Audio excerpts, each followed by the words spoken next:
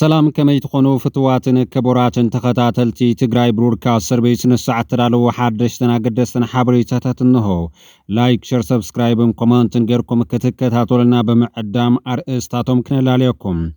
وانا وزعبا زدا حساسة حدوش مجلسي أبو ومبر حوحات دكتور دبرزيون قبر ميكائيل تزارجيحو دكتور دبرزيون ابت مجلسي نتعصوان كبان حزب تقراي بمنواح هلكيت حزب تقراي بمبزا حزفلت عبي العلنا رخيبو كدرادر زقبرا أوليسينغون أبسانجو زلو أمنتنس أواري أولوم عطو جيتاتو ردان دكتور أبراهام بلاين تمزابلتي معراب تقراي أمملاس من قصاص جميروم زبل حبريتها لمون زقصل زلو خوينو دكتور دبرزيون قبر ميكائيل بوغنو جيتاتو قداي تقراي أي ملكتون يللو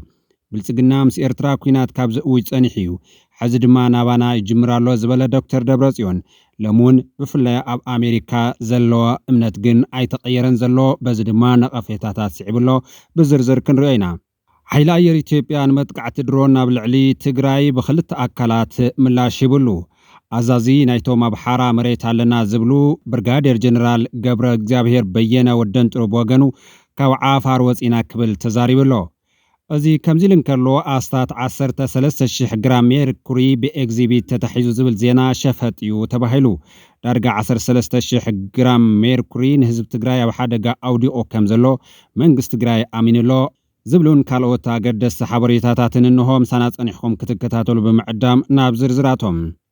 حيلا أير إثيوبيا متقعتي درون نابلع تقراي بخلت أكلات ملاش هبو حزبوين حرنة تقراي تمالي أوزوز مجلسي منقست إثيوبيا نسمم بريتوريا بمتحاس ناب 28 تقمتي 13 أوزو قحليتي دبداب درون كم زكايدا قليتيو أزي دبداب درون نسمم بريتوريا ملو بملوزة حسن نزي سمم ناب زخف أحد غازتون تقباريو نسقطا أدرادر تهاجراتن أهجراو تكالاتن سعيبو سمم بريتوريا كيف تسم كحنقال زصنحه منقست إثيوبيا نتسمم بقلص تحسو الله كبليو قاليص نيرو تمجلص قصيلو حوحاتن حزب تقراين منقست إثيوبيا نخلو مفلالات بسلاماو زتا كفتحون كابزي ناي طفعات تقبارات قطبن دقيموص أوعيت يقربو كبل أتحساسي بنيريو حدث مو كتقاس زيف كدا أزاز حيلتات تقراين ريبورتر BBC تقرينيا غازيت انيا قرماي قبرو أبزهابو قال تمتكعتي ميلكا بزبها الكبابي أبلع لزركب وتهدراو معسكر عطوات كم استفتصم يقليزو زعبازي تفتصم زبها الزولو متكعت درون BBC استحاتة سراويت مكلخال إثيوبيا العلوي حلاف دما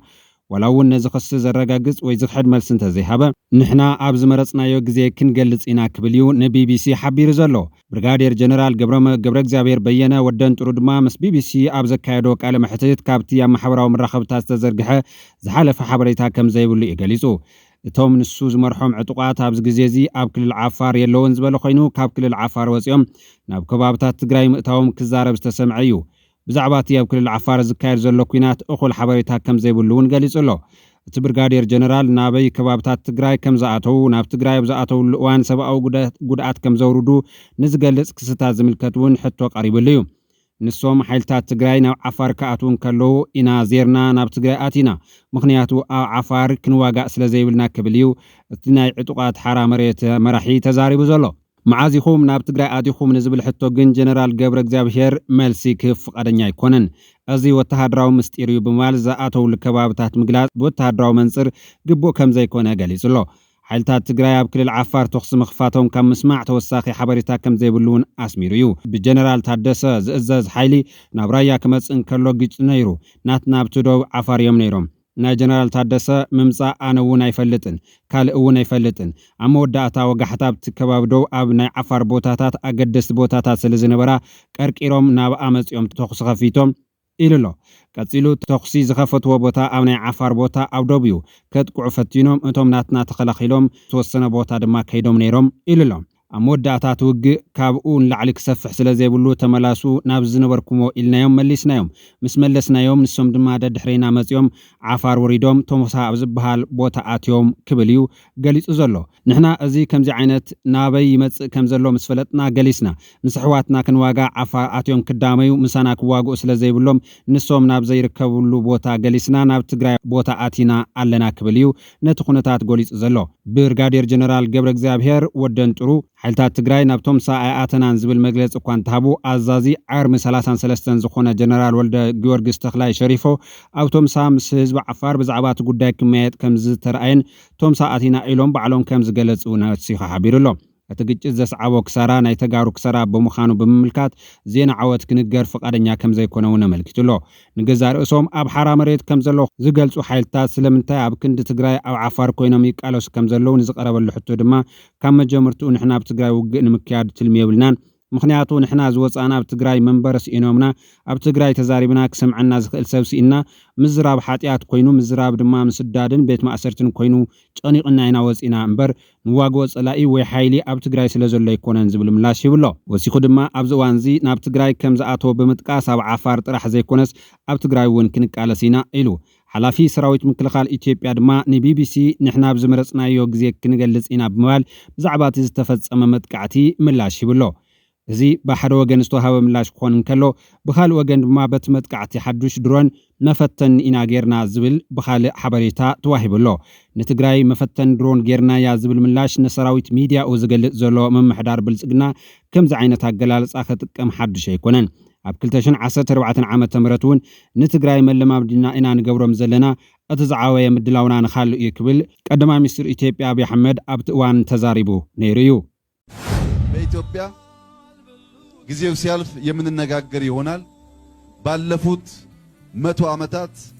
ያልተገነባ እጅግ ዘመናዊ የሀገር መከላከያ ሚኒስቴር እየገነባን ነው እያንዳንዱን በየደረጃው የምታዩበት ጊዜ ከፊታችሁ ያለ መሆኑን ያረጋገጥኩ አየር ኃይላችን ባለፉት 40 ዓመታት ከነበረው ብቃት በላይ ብቃት እንዲይዝ እየተሰራ ነው ከፍተኛ ውጤት እያመጣ ነው ኮማንዶ ስፓርታ አየር ወለድ ልዩ የጦር ሰራዊቶች በከፍተኛ ብቃት እየተገነቡ ነው ያሁኑ ሽፍታ መለማመጃችን ነው እንለማመድበታለን በአሁኑ ሽፍታ ተለማምደን ሰበር ዜናም የአየር ኃይሉ ምንጫችን የነገሩን መረጃ ህወሓት ባወጣው መግለጫ የኢትዮጵያ መንግስት የድሮን ድብደባ ፈጽሞብናል ሲል መግለጹ ይታወቃል ይህን ተከትሎ ከፌደራል መንግስቱ ጊዜን አስከተናከረበት ጊዜ ድረስ በይፋ የተባለ ነገር የለም ሆኖም ግን አንድ የዛሃበሻ ምንጭ የአየር ኃይል ከፍተኛ ባልደረባ የድሮን ጥቃቱ መፈጸሙን ነግረውናል ስማቸው ሊጠቀስ ያልፈለጉ ዛሃበሻ የናገራቸው አንድ ከፍተኛ የኢትዮጵያ አየር ኃይል ምንጭ ጥቃቱ አዳዲስ ድሮኖችን በተሳካ ሁኔታ የተሞከረበት እጅግ ስኬታማ እንደነበረ ገልጸዋል ኣሳስ 13000 ግራም ሜርኩሪ ብኤግዚቢት ተታሒዙ ዝብል ዜና ሽፈጥዩ ተባሂሉ ዳርጋ 13000 ግራም ሜርኩሪ ንህዝቢ ትግራይ ብሓደጋ ውዲቑ ከም ዘሎ መንግስቲ ኣሚኑሎ ካብዚ ሕጋዊ ዕድና ከባብታት ልዕሊ ኣስታት 13000 ግራም ሜርኩሪ መሓዙ መንግስቲ ምርግጋጹ ህዝባዊ ጥዕናን ከባቢያዊ ብኽለትን ከጋጥም ከም ዝኽእል ዘመልክት እዩ እዚ መጠን ሜርኩሪ ንመላእ ማሕበረሰባት ክብክልን ዓሰርታት ዓመታት ምንጭ ማይ መሬትን ሕርሻን ጥዕና ደቂ ሰባት ኣብ ሓደጋ ከእቱ ከም ዝኽእል ክኢላታት ይዛረቡ حيل عمام مكلخالن مقصصارن زي حقاو عدنا تግራይ ኣብ ዝሓለፉ ስርሒታት 12998 ግራም ሜርኩሪን 205 ኪሎ ግራም ሳይናይድን ከም ዝመንዝዕ ይፍለጥ ዘሎ ክልቲኦም ኬሚካላት ብሰንኪ ልዑል መርዛም ኣብ ዕደና ከይውዕሉ ዝተኸልከሉ እዮም ተመራበርቲ ከባቢ ከም ዘጠንቅቑ 1 ግራም ሜርኩሪ ጥራሕ ንሓደ ንእሽተይ ቀላይ ወይ ንብዙሕ ሄክታር መሬት ሕርሻ ክብክል ከም ዝኽእል እዩ ስለዚ 13000 ግራም ልዕሊ 13000 ሄክታር ክብክል ይኽእል እዩ እዚ ስፍሓት እዚ ኣብ ትግራይ ብዙሕ ወረዳታት ክሽፍን ዝኽእል ሓደገኛ ምዕባለ እዩ እቲ ሜርኩሪ እንተዝልቀቕ ብመስኖን ሰንሰለት መግቢ ነቢሉ ናብ ከም በዓል ተከዘ ገረብ ግባን መረብን ዝኣመሰሉ ሩባታት ኣትዩ ኣብ ማይ ሜርኩሪ ናብ ሜልቲ ሜርኩሪ ተቐይሩ እዚ ንጥረ ነገር ድማ ኣብ ዓሳታትን ጥሪትን ኣኻልን ተኣኪቡ ኣብ መወዳእታ ድማ ነቶም ዝበልዕዎም ሰባት ዝምርዝዩ እቲ ሓደጋ ዘይርአ እምበር ቀታሊ እዩ ክብል ዝገልጽ ሓደ ክኢላ ሜርኩሪ ናብ ሓመድ ወይ ሩባታት ምስኣተወ ልዕሊ 50 ዓመታት ኣብኡ ይጸንሕ ንህፃናትን ኣዴታትን መጻወለዶታትን ብኽፉእ እዩ ዝጎድእ ክብል እዩ ኣጠንቂቑ ዘሎ ክኢላታት ጥዕና ከም ዘጠንቅቆ እዚ ኬሚካል ከቢድ ናይ ሓንጎልን መትን ጉድኣት ዘብጽሕ ምጥፋእ ናይ ሓንጎል ተዘክሮታት ዘውርድ ምንቅጥቃጥ ዘስዕብ ሕማም ኩሊት እውን ዘዋልድ ምዃኑ እዩ ወሊድ ከይመጽእ ዝኽልክል انت مصي دما مدنغواي عبيتا بهصانات زسعب حدغኛ حمام زمص كيميكال ونيو اتي قطواو عنوتون انتخنه معرو زسكفيو استبكل مريت داغم نحرشا كوعلا يخيلن عساتات هبت كباب زراب حورباتات يموتو صوري ستماي دما يوحد محبرسبات بسنكزي مننبابرኦም ገዲፎም ክስደዱ ዘገድድዩ ብዛዕባ እዚ ሓደገኛ ኬሚካል አመልኪቱ መግለጽ ዝሃበ ኃይል ዕማም ክልኻልን ምቁጽጻርን ዘይሕጋው ዕድና ትግራይ እምበር ዝኾነ ይኹን ኣብ ዕድና ዝውዕል ኬሚካል ምጥቃም ኣብ ዘይተፈቀደሉ ከባቢ ትግራይ ከም ፍቁድ ዝጥቀሙሉ ዝነበሩ አካላት ዛጊድ አስታት 12998 ግራም ሜርኩሪን አስታት 205 ኪሎግራም ሳይናይድን ዝተባሃሉ አዝዮም ሓደገኛ ኬሚካላት በኤግዚቢት ከም ዝሓዘ እዩ አረጋግጹ ዘሎ እዚ ዝተባሃለ ምክትል ግዚያዊ ምሕዳር ትግራይ አይታ አማኑኤል ሰፋን ካልኦት አባላት ካቢነን አመራርሓ ዞባ ወረዳ ዓበይቲ ዓድን ኣብ ዝተረኽብሉ ኣብ ከተማ አክሱም ኣብ ዝነበረ መድረኽ እዩ ይኹን እምበር ከባቢ 13000 ግራም ሜርኩሪን 205 ግራም ሳይናይድን ዝተባሃሉ ዓደንቲ ዝጥቀምሎም ሓደገኛታት ኬሚካላት በኤግዚቢት ከም ዝተተሓዙ ኃይል ዕማም ምቁጽጻር ዘይሕጋው ዕድና ምፍላጡ እዚ ዜና ሸፈጥ እዩ ተባሂሉሎ ምኽንያቱ እቲ ስራሕ ንትገበን ምቁጽጻር ዝጠቅም ኣይኮነን ሓደገኛ ኬሚካል እንትሕዲካዮም ጽባሕ ካልእ ሓደገኛ ኬሚካል ሒዞም ክመጽዮም ስለዚ እዚ ዜና ክኸውን ዝነበሮ ሓደገኛ ኬሚካል ሒዞም ዝተረኽቡ ዓደንቲ ክንዲ ዝቕጽዓት ተፈሪድሎም ዝብል እዩ ክኸውን ነይርዎ ዝተወሰዶም ሕጋዊ ስጉምቲ ክግለጽ ዝነበሮ ብምባል እቲ ኃይል ዕማም ዝገልጾ ዘሎ ዜና ሸፈጥ እምበር ሓቀኛ ከም ዘይኮነ ነዚ ዘምጹ ሰባት ሒዙ ኣብ ትሕቲ ቅጽጽር አውዒሉ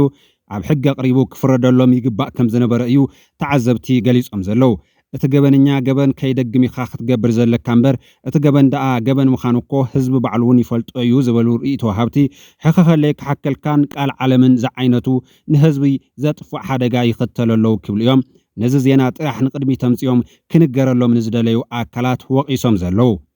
ሓዱሽ መግለጺ አቦ ወንበር ሕወሓት ዶክተር ደብረጽዮን ገብረ ሚካኤል ተዘርጊሑ ዶክተር ደብረጽዮን ገብረ ሚካኤል ኣብቲ መግለጺ ነቲ ዕጽዋን ክባን ህዝቢ ትግራይ ብምንዋሕ ህልቂት ህዝቢ ትግራይ ክበዝሕ ብምግባር ዝፍለጥ አብይ ልዕልና ረኺቡ ክደራደር ዝገበረ ኦሉሴጉን ኦባሳንጆ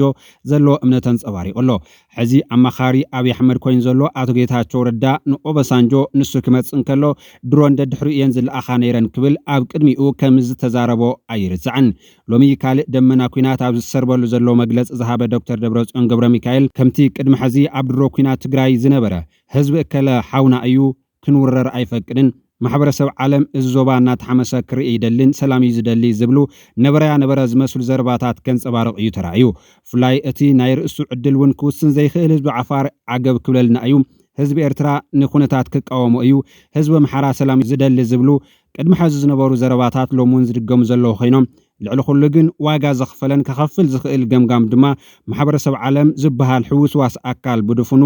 እዚ ዞባ ቀርኒ አፍሪካ ክሕመስ ኣይደልዩን ሰላም እዮም ዝደልዩ ክብል እዩ ገሊጹ ዘሎ ብፍላይ አሜሪካ እዚ ዞባ ክሕመስ ኣይትደልን ኩናት ክውላዕ ኣይትደልን ክብል እዩ ነታ ብቕማረ እትንቀሳቐስ ናይ ኩናት ጀማሪትን ወዳኢትን አሜሪካ ጉጉይ መደምደምታ ኣቕሚጡላ ዘሎ ኣብዚ ከባቢ ሰላም ከይዝረግ ዝብሉን እኔሎም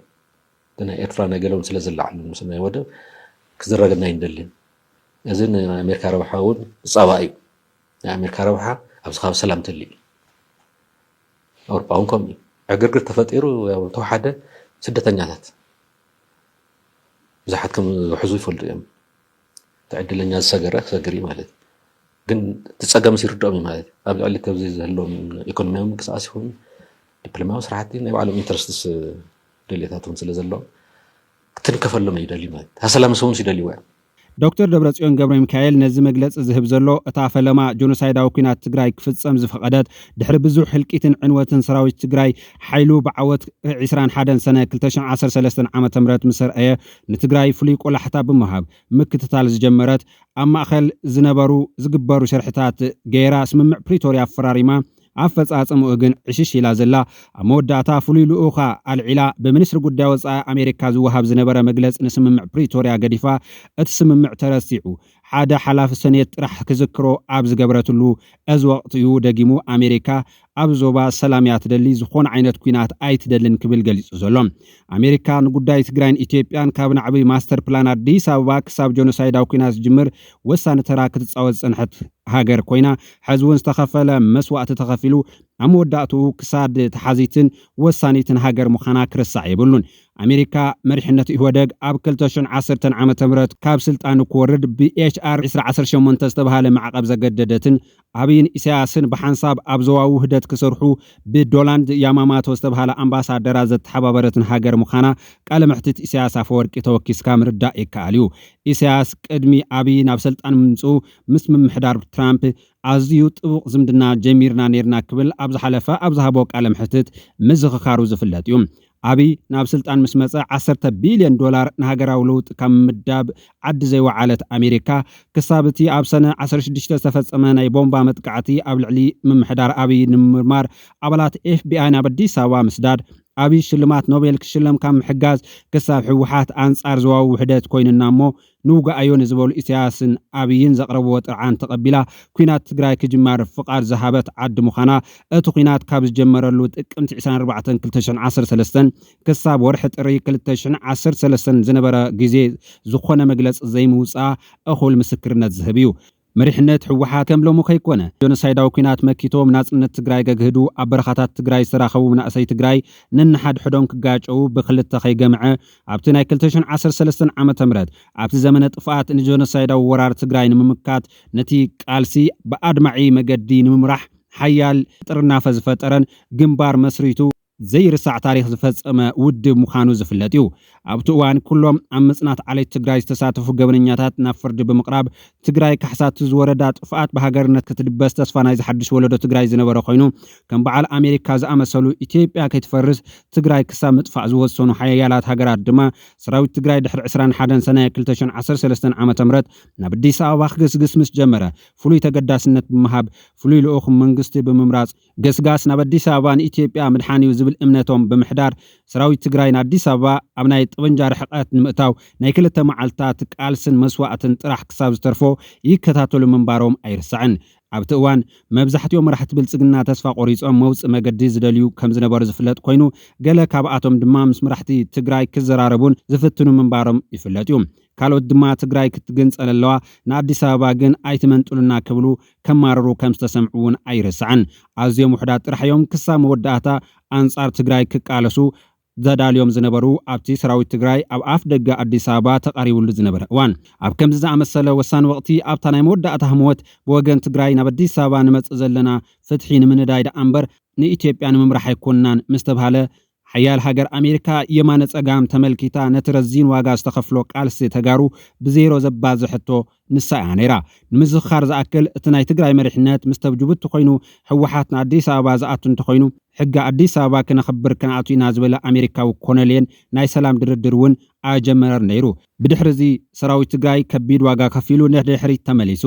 ብኡ ከየብቅዕ ድማ ኣብ መንጎ ዝነበሩ ዝርርባት ባኺኖም ኣብይ ኣሕመድ ንኣሜሪካ ዝተዋደቁ ሰብየ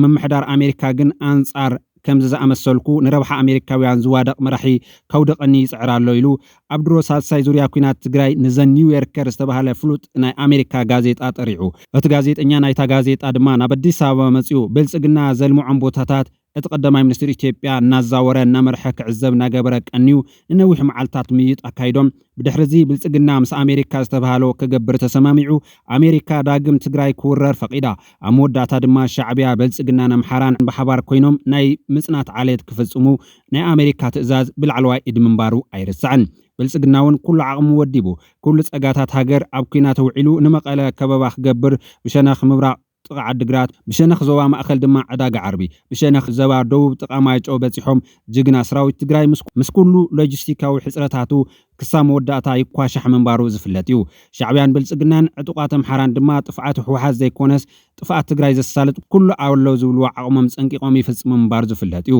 ኣብዚ እዋን እዚ እምበር ኣሜሪካ ዳግም ምፍራስ ኢትዮጵያ ብንጹር ዝተረኣያ መቐለ ኣብ ትሕቲ ቁፅፅር ጆኖሳይደራት ዳግም እንተወዲቓ ዝኽሰት ህልቂት ብሓደ ወገን ሰራዊት ትግራይ ናብ ደባይ ውግእ እንተተመሊሱ ዝህሉ ደም ፍሳስ ብኻልእ ወገን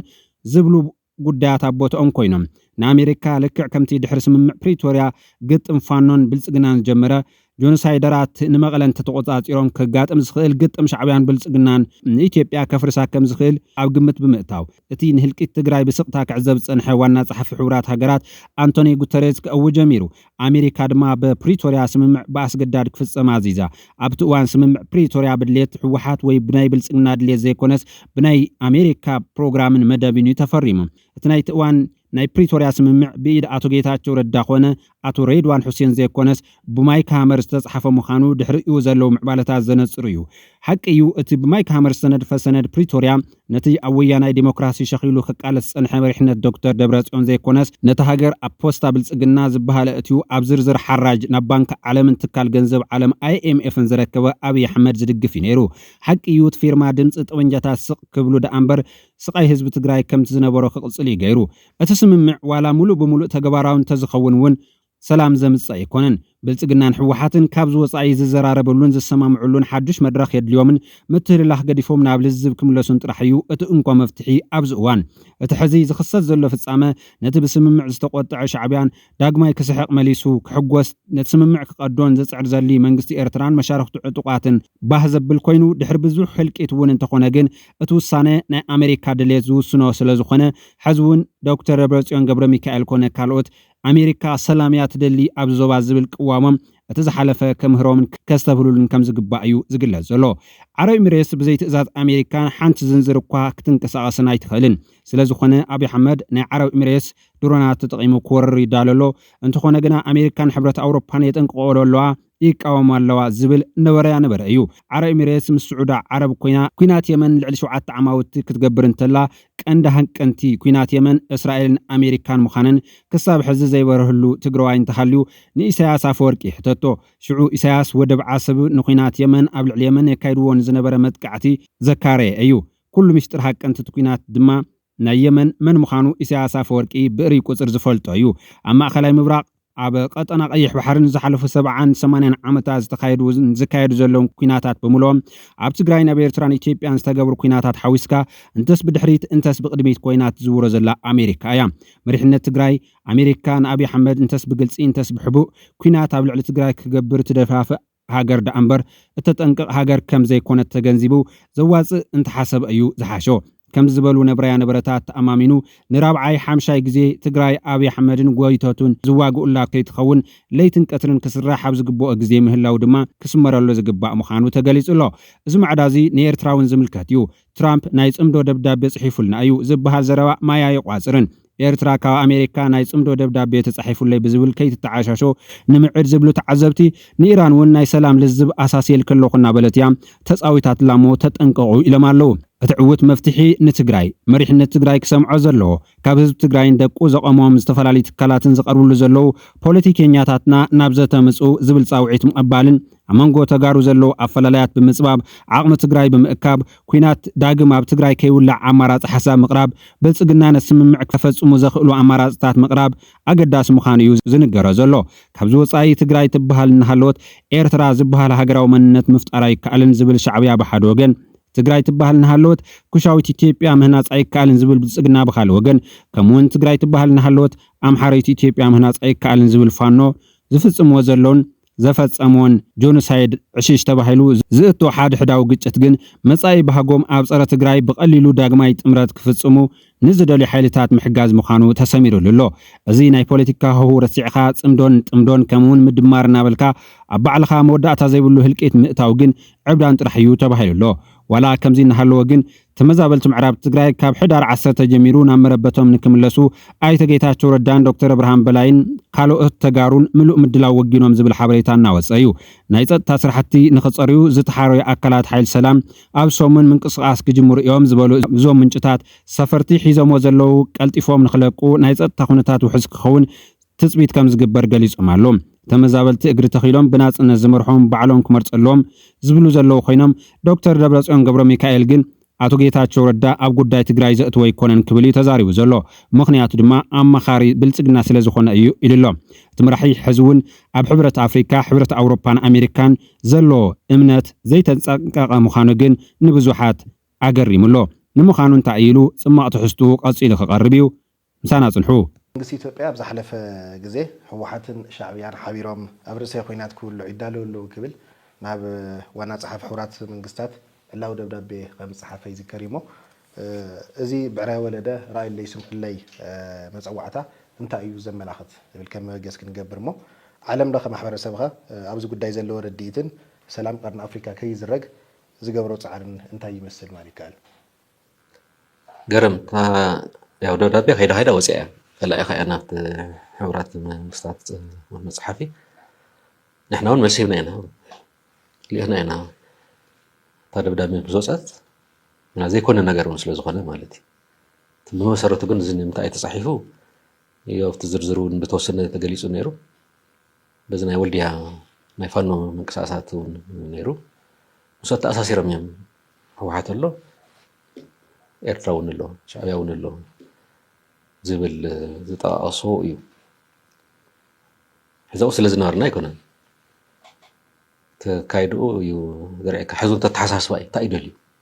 تايدلي تحكى خليها أنو كبر زالي وتقعتي فتسيمو نتحك خليتك إذا نجرزي أي واتسن بسلامة من قد نفحيو أيو خون نيرو نعم لاش السلامة من قدي أي واتسنان لكايدازي بأطرحون يكون نياو توقع سلازلوف تتفلالي بوتاها بسلامة من قدي أنكر مسألة زقن مسألة دبدابة إيزي تصحفها كايلو هيد نتا عايزول مفتحوس كويناتي تقبر مجرش مالتي مفتحوس سلام عشان ما يقولون يكونن وين أبزة تأتون يكونن بقرع عقسن ياتو المأسريتاو أنا كهم زي عقس يخيل ثلاث فلوت ولا هي وق يدل خمزلو يعتري وق مسمن اسفانو ما يواقع له وق ناب تقراي وق وناب يرتر حزي يدل يزلو كم السبب من يعطي هناك بقى رأي لي فلوت لي دليتو وقي كتاسم بريترام وساون بعده وقي وق سلزي ينبر وقي تاسم عنده عسوا وق سلام يدل له ما بزخ أمس وني زي اللي بقى بيلو إمانو نيرميم وليا نيرميم أم حرا نيرميم نتوهلا زوج سيء لازم التهنا متاعي لنا نبع الأجندة له مالتي تنا يتقرأ إلى أولو نتكمل سلزي دلي كوا حليفون كرم حزون أنا هتفون أيام وفير من يرو زي أجندة زي أني مالتي مستخل زغورة ذل من قصة أصل مزلنا يعطيكم من الله ميدياتات تحلف ملفت برلمانون بالتكنولوجيا بقلب باز بهالنقرات كلهم زريوها ناي سلام يكونن شو ما قال له خيدي نطلع عليه مسدد نبرهم يكونن بقى غير نيره فتينا نيره أي سمعون النمال مالتي سلازت تقرايون بوقي يدل لي ملفت بزو مسحبت تصحف دبدابيون بقى زي أم سو سوون اللي ندل أنا إرترا في اللاتيو حسبنا جالس بحال قدامنا له حسبنا نسينا أي بحر أتينا ونزل نجرم سلزلو نوس ما بقى شيء خانو زلوا مالتي أجندة له أوردي إذا أجندة جم بلي خانو له ملا علي هزم ملا علي سراويت سلز فلوت ولا أيو عالم فلت اللي أنت تكويسة نسوي يومكم دي أجرم بحيلين ده حتى ترى بعلم يومكم دي أجرمني بعلم ما قد لهم أتيمني الذي مهنياتات يزدل زل مهنياتات متبلي سلازم تحزون وتم فتحي تحزون بوليتيكا وشجرات بوليتيكا من قد بسلام كم دان إحنا سمع بريسوريا تفتسم ولا زلنا كالي أول سمع زي ولا نخوين سمع أخوي قبض توحد يد زل سمع فتسم تخاليون أو كينات زلنا بسلام حدش كينات مجمع يكون زادلي لازم لكت كينات دولي اللوز من كستزيع كينات مستقراي كينات مس إرترا نا إرترا أو جون صنعي نا تقراون تفلا اللي من قدي تردوا يا لازم محاور سبع عالم ما لازم نزح صحافة دبداب يلون يكونن تتعلى الله مستنى صار ساعة عامتون التأساسيرو سمع بريتوريا تقبري زوجل سمع بريتوريا أكبرو أوروبا حورات كراو زوج ولا ካብ ኣዲስ ኣበባ ተን ዓድታት ኩሎም ተጠቂሰን ማለት እዩ ከም ተካል ጥራሕ እንተውን ሰን ዓድታት እውን ተጠቂሰን ሰላም ይከበር ህዝብ ተመዛበለ ይመለስ እውን ያትብል ተመዛበለ ይመለስ ተሓታትነቱን ይረጋገጽ ናብ ዘተእተው ሰላም ገበሩ ያውቱ ናይ ዕጥቂ ምፍታሕ እውን ኣብቲ ኣካል ናይ ስምዒ እዩ ዕጥቅኩም ፍትሑ ተናብ ስምዒ ፕሪቶሪያ ዘይተፈጸመ ዝበሃል ተጠቂሰሞ ናብ ዘይኮነስ ከይተኣቱ ያትብል ተመልእቲ ናይ ኣሜሪካ ሰኔት ውጭ ጉዳይ ዝከታተል ኣካል እውን መግለፂ ውፅእ ኣብ ናይ ቀረባ ያሳውን ስምዕ ጎሪ ያትብል ስምዕነት ፕሪቶሪያስ ብዝተማልአ መንገዲ ይፈጽሞ ቅድም ኢሉት ናይ ኣሜሪካ ፍሉይ ልኡኽ እውን ናይ ኣፍሪካ ፍሉይ ልኡኽ እውን ኣብ ዝመፅሉ እዋን እውን ተመልእቲ እዮም ሓሊፎም ስለዚ ትሪኦ ኢኻ ዓለም ለኸ ማሕበረሰብ እታ ስምዕ ፕሪቶሪያ ክትፍጸም ዝደሊ ዘሎ ንሕና እውን ንደሊ ኣለና ዝኣቢ ዘሎ መንግስቲ ኢትዮጵያ እዩ ስለዚ ዓለም ለኸ ማሕበረሰብ ኣብታ ፀቕጢ እዩ ካብኡን ላዕሊ ማለት ተዘረባ ይዝረበሎ ግን ፀቕጢ ይጎሎ ኢና ንብል ዘለና እምበር ትፈጸሚ በቃ እታ ስምዕ ፕሪቶሪያ ትፈጸም ዝብል ነገር ኣብቲ ዓለም ለኸ ማሕበረሰብ እውን ኣሎ ኣብዚ ከባቢ ሰላም ከይዝረግ ዝብል እውን እኒአሎም ናይ ኤርትራ ናይ ገለውን ስለ ዝለዓሉ ምስ ናይ ወደብ ክዝረገና ይንደልን እዚ ንኣሜሪካ ረብሓ እውን ፀባ እዩ ናይ ኣሜሪካ ረብሓ ኣብዚ ከባቢ ሰላም ትል እዩ ኣውሮፓ እውን ከምኡ እዩ ዕግርግር ተፈጢሩ ተዋሓደ ስደተኛታት ብዙሓት ከም ዝሕዙ ይፈልጡ እዮም ተዕድለኛ ዝሰገረ ክሰግር እዩ ማለት ግን ትፀገም ሲርድኦም እዩ ማለት ኣብ ልዕሊ ተብዚ ዘለዎም ኢኮኖሚያዊ ምንቅስቃስ ይኹን ዲፕሎማዊ ስራሕቲ ናይ ባዕሎም ኢንተረስትስ ድሌታት እውን ስለ ዘለዎም ክትንከፈሎም ይደልዩ ማለት ሃሰላም ሰውን ሲደልዩ እዮም ንሕና ጥራሕ እውን ኣይኮነን ንሕና ቀንዲ ተጎዳእት ስለ ዝኾንና ልዕሊ ማንም ሰላም ንሕና ንደሊ እቲ ናይ ተዋሓድቲ ናይ ዓለም ለኸ ማሕበረሰብ እውን ተሪኢኻ ኣብዚ ጉዳይ እዚ እውን ግን ሰላም ግበሩ እዩ ዝብል ኣየድልን ዝብል ስለዚ ንሱ ፀቕጢ ይሃልዎ እንተዘይኮይኑ ፅቡቅ ኣሎ ክበሃል ይከኣል እዩ ለማቕኒ ጀሚሮሞ ዘሎ እምበር ጠፊኡ ነይሩ እቲ ድምፂ ሕዚ ግን ይስማዕ ኣሎ ተጠናኺሩ ድማ ክቐፅል ኣለዎ